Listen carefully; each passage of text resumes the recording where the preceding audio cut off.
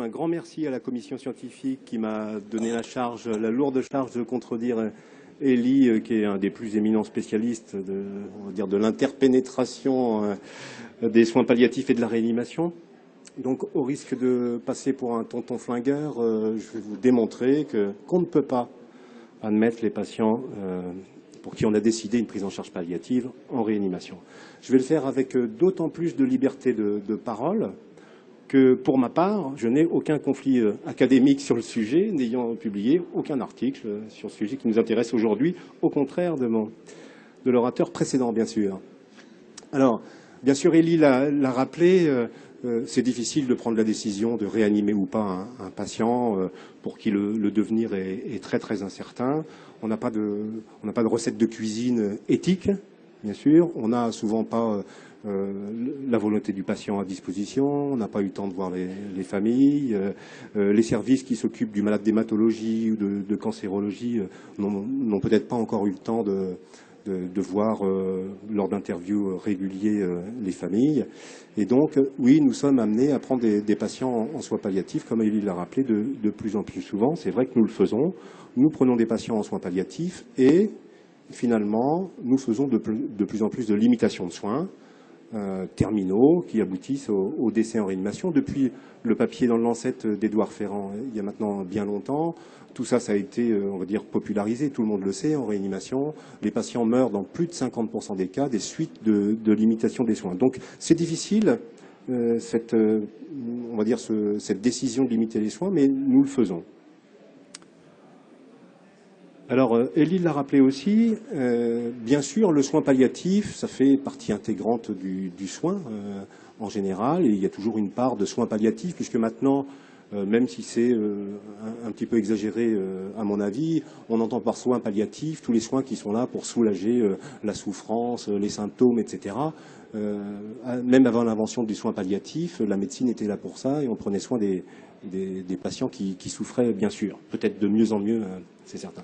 Alors, les limitations de soins que l'on fait, que l'on décide en réanimation, ce sont des limitations terminales, c'est en fin de séjour du patient en réanimation, et on a l'impression que ça n'a rien à voir avec le sujet qui nous intéresse aujourd'hui. Faut-il admettre les patients en soins palliatifs? Bien évidemment, Elie l'a montré, ça a un lien direct. Plus vous admettez de patients en soins palliatifs avec un projet plutôt limité, plus vous aurez à faire de limitation de soins dans le service.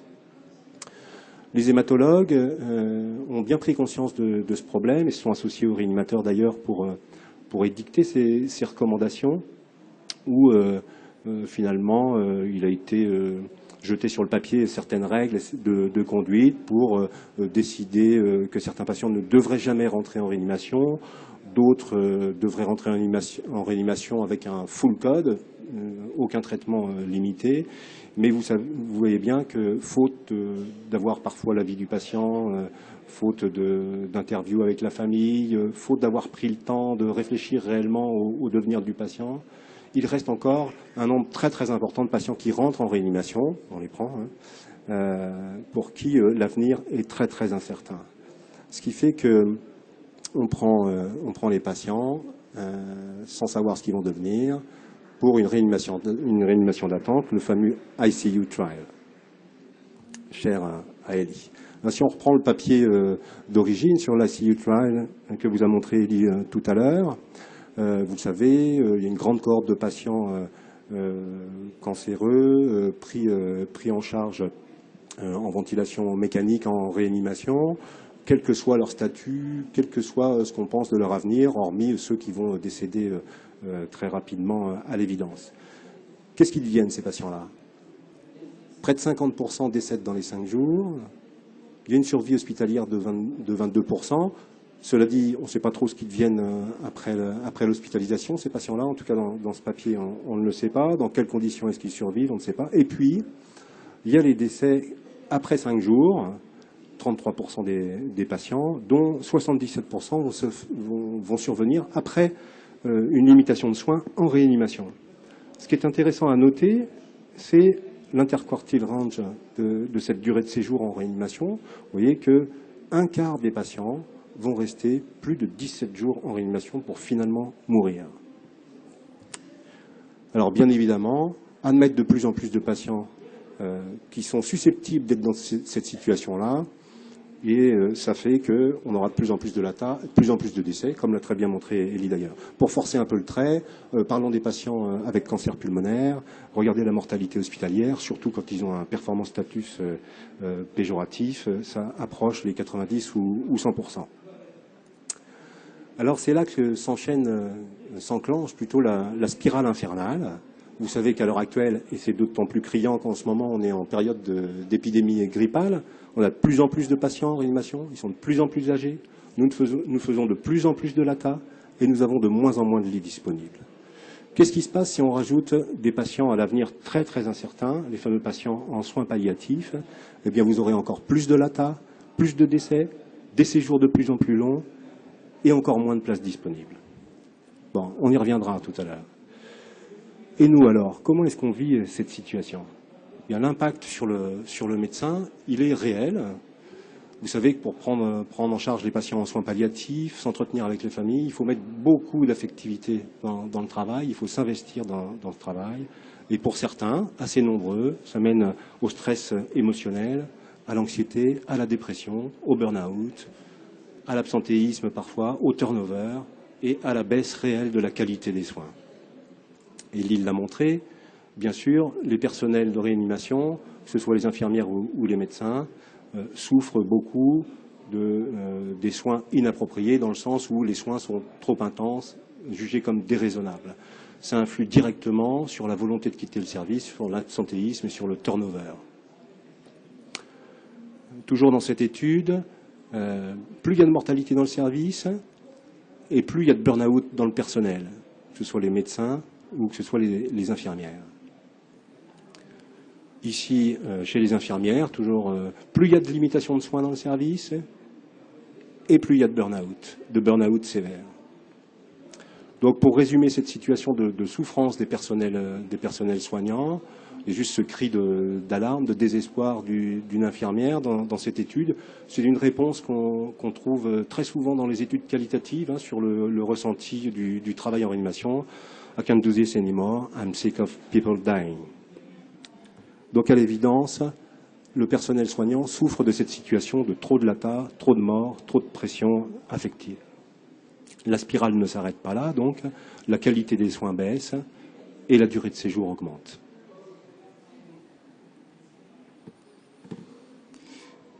D'ailleurs, Elie avait raisonnablement suggéré, pour éviter cette souffrance au travail et pour renforcer l'efficience du soin, que finalement les réanimateurs et les personnels soignants ne s'occupent jamais que d'une personne mourante à la fois.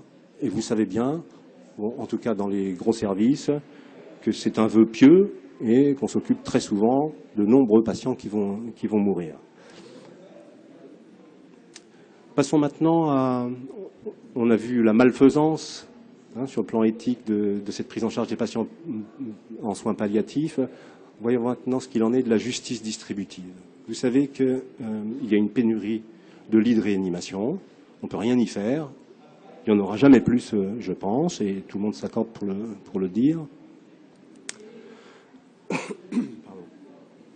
Vous savez aussi que la mortalité des patients qui sont pris en charge de façon différée en réanimation, pour faute de place en réanimation, mais cette morbimortalité, elle est bien plus élevée. Ça a été montré à de nombreuses reprises dans la littérature. Je prendrai pour exemple que la dernière étude sur le sujet de René Robert, effectuée au sein de l'Association des réanimateurs du Centre-Ouest. On voit que les patients admis dans une autre réanimation ou après un second appel, parce qu'au premier appel il n'y avait pas assez de place, ont une survie bien plus basse que les autres. Et puis que les patients admis après qu'on ait poussé en urgence un autre patient qui occupait un lit en réanimation, ont une tendance aussi à mourir plus que les autres. Et là, on ne sait pas finalement ce que deviennent les patients qui ont été poussés en urgence dans les autres services. On n'a pas le temps là, mais on pourrait montrer très très facilement, avec à l'appui de nombreux papiers dans la littérature, on pourrait dire que ces patients-là souffrent et ont une morbimortalité augmentée à cause de ce départ en urgence de la réanimation. Les unités pleines, la full unit, ça a un effet pervers qui est insoupçonné, mais qui est démontré mathématiquement et cliniquement sur des grandes bases nord-américaines. plus vous avez de lits occupés en réanimation, plus les patients graves attendent aux urgences. Plus ce temps d'attente aux urgences est élevé, et plus la durée de séjour de ce patient-là sera élevée en réanimation.